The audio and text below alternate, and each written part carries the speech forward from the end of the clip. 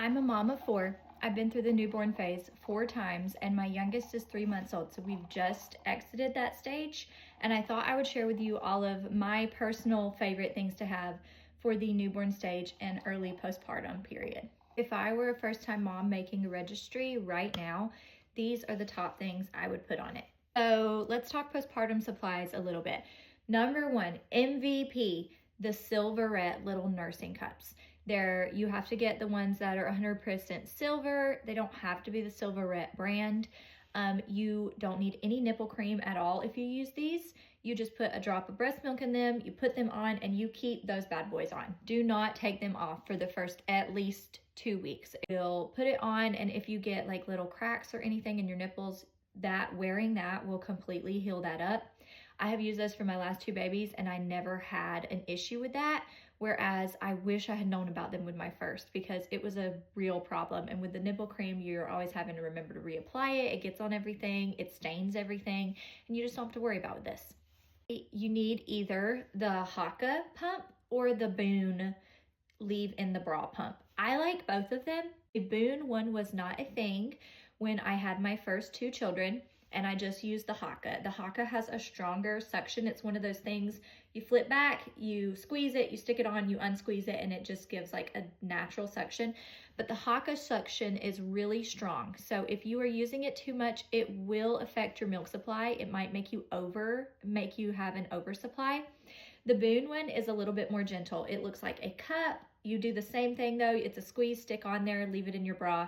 It does not have as strong of a suction, so it will not affect your milk supply as much. I will pick which one I need depending on what I need it for. I use it the first 2 weeks every single time, and then I slowly wean myself off of it to regulate my supply. Every time that's worked amazing for me, and that is 100% something that you should get. I would always get the Freedom Mom underwear, the postpartum underwear. I know everybody likes the disposable diapers, the adult diapers. I am not an adult diapers fan. To me, the adult diapers cut into my stomach a little bit in an uncomfortable way. The underwear, I buy so many of those because I just want to wear them forever. They're so comfortable. They're stretchy on your tummy. They don't cut into your thighs.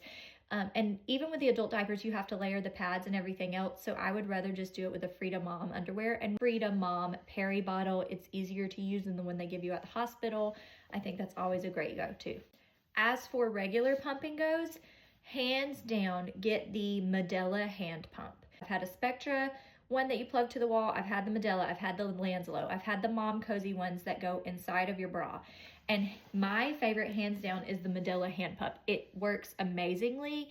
It's so quick to use. It's so convenient. You can carry it in the car. If you're just feeling a little full, you can have it in your nightstand, reach over there and grab it without worrying about cleaning all the core, like doing all the pump parts and hooking it up, setting up your pump. That is the most easy thing for me.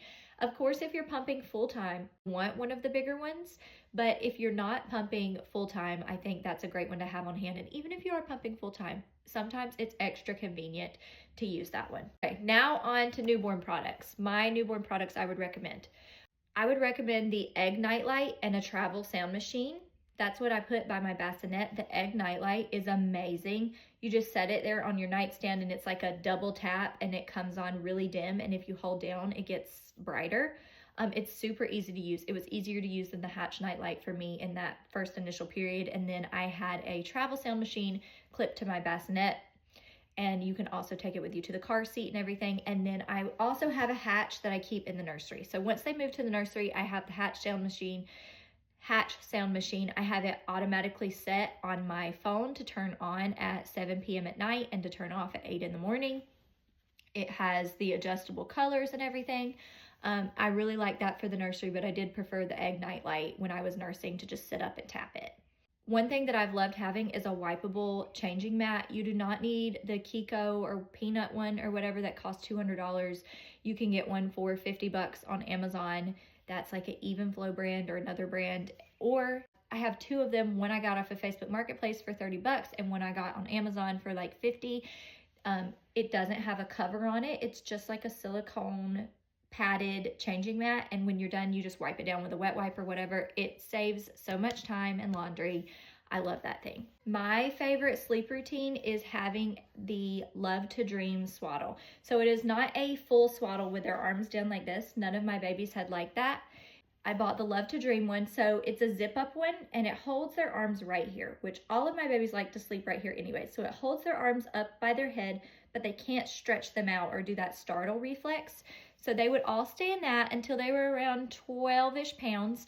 And then I moved them to a zippity sleep sack, or we call it the flying squirrel suit. So it's the same concept. It's like a sleep sack, but their arms, there's more room so they can move, they can roll over. Once they start getting to that rollover thing, they're not safe to swaddle them with their arms all together. So that is safe for them to keep wearing. So those are the two that I really love for the newborn phase, the Love to Dream and the Zippity swaddle. The Frida cradle cap kit for a cradle cap, the Frida nose sucker, both of those MVP items.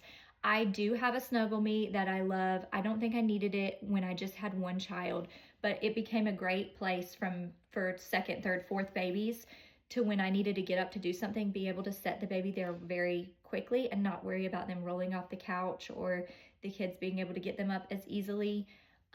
When you have multiples, you just need somewhere that you can set the baby down and you know they're not going to go anywhere for the 5 minutes or whatever you need to go to the bathroom. My number one baby item above all others is a Bjorn bouncer. I love my Bjorn bouncer so much. We don't really use a swing, haven't for the last two. We just have that Bjorn bouncer. It folds up so compactly. I did not spend the $200 on it. I found it on Facebook Marketplace for maybe $60.